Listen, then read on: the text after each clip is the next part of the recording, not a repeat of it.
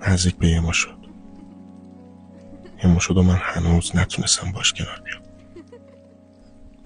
هر روز که میگذره میفهمم که بهترین ها رو تو قلب میشه حس کرد. منم تو رو حس میکنم که برات ناکافی بودم. حس خلأ میکنم، حس این که چقدر آدم پوچی بودم برات. میدونی یه جا نوشته بود وقتی قلبت یه خون پمپاژ میکنه، ضربانت که میره بالا، صدا قلبت تو گوشت میشنوی، یعنی قلبت شکسته.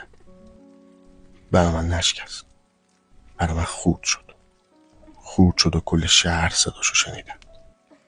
برای منی که آرزوام با تو شروع میشد و با تو تموم. این چند وقت حالم خیلی گرفته است، خیلی. اصلا آماده این که بری نبودم، اینم انتخاب من نبود، ولی تنها چیزی که تونستم بگم موافقت با رفتنت بود. همیشه سعی کردم راضی نگرت دارم، برات کم نذارم، مثل بچه کوچیک ازت مراقبت کنم، ولی از سمت من اینا برات هیچ وقت کافی نبود. دوست دارم برگردم عقب، برگردم به اوایل خودم، برگردم به تایمی که فقط دغدغه‌ام اجازه گرفتن و رفتن تو خیابون و فوتبال بازی کردن با بچه‌های کوچه بود. دغدغه‌ام بشه این که میشه یه روز زمین چمن اجاره کنیم یا نه. دغدغه‌ام بشه این که اگه ساعت 8 خونه نباشم شاید دیگه فردا اجازه بیرون رفتن نداشته باشم.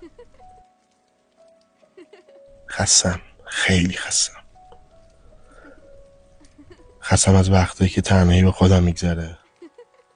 خستم از این فشاری که رومه. خستم از این که دیگه نیستی.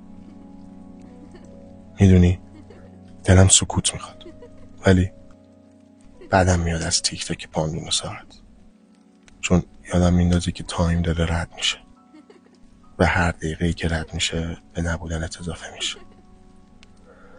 راستی تولدمه. منم شب تولدم خواب تو رو دیدم.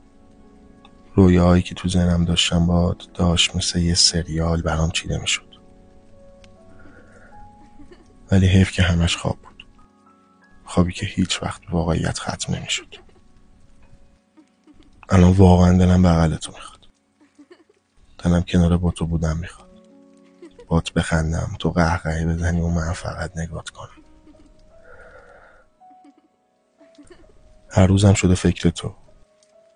هر روزم شده منتظر یه دونه نوتیف از تو. بوی اون عطر مو و بدنت همیشه تو یادم، مثل همه چیزایی که هیچ وقت از ذهنم پاک نمیشه. میدونی مولانا یه بیت داره که خیلی حال این چند روز منه. من آن تو، مرا به من باز مده.